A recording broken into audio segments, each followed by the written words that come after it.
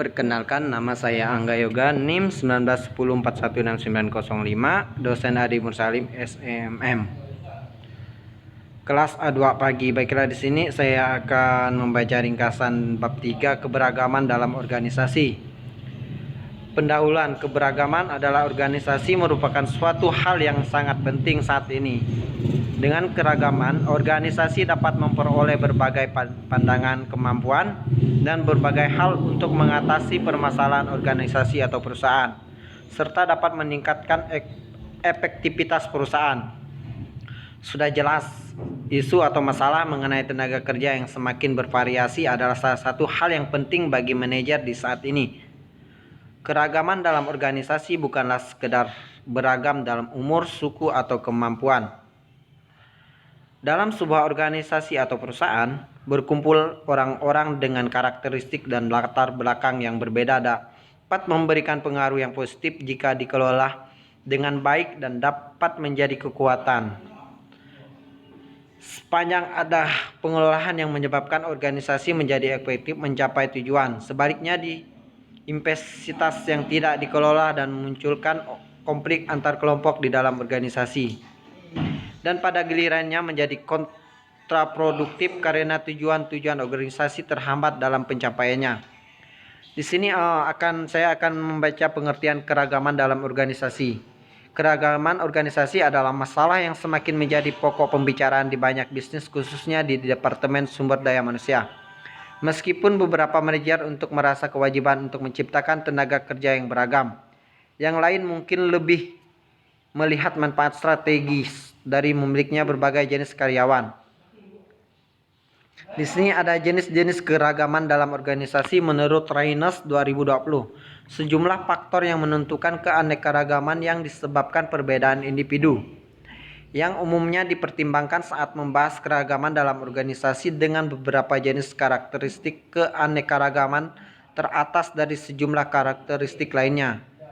Cacat kognitif fungsi yang berbeda dapat mempengaruhi ingatan individu kemanapun, memecahkan masalah, perhatian, komunikasi, linguistik, serta memahami verbal, membaca, matematika, dan visual. Namun memiliki disabilitas intelektual bukan berarti orang tersebut tidak mampu mencapai kesuksesan besar sebagai seorang karyawan.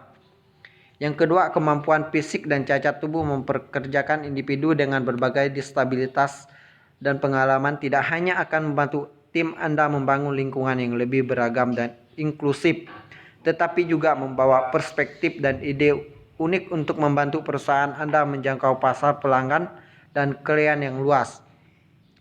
Kesehatan mental, kesehatan karyawan menjadi tren utama dalam ruang sumber daya manusia, tetapi terlalu sering kesehatan mental diabaikan tanpa dukungan dan sumber daya untuk mencari dan menerima bantuan yang dibutuhkan karyawan. Perusahaan mungkin melihat pentingnya peningkatan ketidakhadiran konflik pekerjaan keluarga, peningkatan masalah kesehatan mental dan perilaku. Penggunaan keragaman dalam organisasi, diversity atau keberagaman dapat ditemukan di banyak tempat kerja dan organisasi dalam negeri dan global. Dan manajer di tempat-tempat kerja tentunya mencari cara untuk menghargai dan mengembangkan keberagaman itu. Namun sebelum melihat apa yang diperlukan untuk mengelola keberagaman, pertama harus tahu apa keberagaman di tempat kerja dan mengapa hal itu penting. Mengelola keberagaman menanggung diversity atau berarti membangun tenaga kerja yang heterogen untuk menunjukkan potensi dalam suatu lingkungan kerja yang adil. Manfaat keragaman dalam organisasi. Keragaman dalam organisasi berarti penerimaan dan pelibatan karyawan dalam semua latar belakang. Keragaman dalam organisasi merupakan aset penting karena mengakui kekuatan individu dari setiap karyawan dan potensi yang mereka bawa. Menghargai perbedaan orang lain adalah hal yang pada akhirnya menyatukan kita semua dan dapat menjadi rahasia menuju organisasi yang sukses dan berkembang serta budaya kerja yang adil. Tantangan dalam penerapan keberagaman organisasi. Dalam konteks organisasi, keragaman mengacu pada kesetaraan peluang dan pekerjaan. Saat ini telah menjadi mode untuk memiliki keberagaman karyawan yang berasal dari semua kelas dan kecenderungan, sehingga nuansa kebenaran dan kemanusiaan dapat diaktualisasikan. Sebaliknya, ada banyak hambatan terhadap keberagaman. Keberagaman dalam organisasi juga mempunyai tantangan tersendiri. Yang ketujuh, strategi mengelola keragaman dalam perusahaan. Menurut Rodrigo 2020, dalam menghadapi keragaman karyawan dalam perusahaan diperlukan strategi khusus sehingga karyawan dari latar belakang yang berbeda merasa diperlakukan secara adil.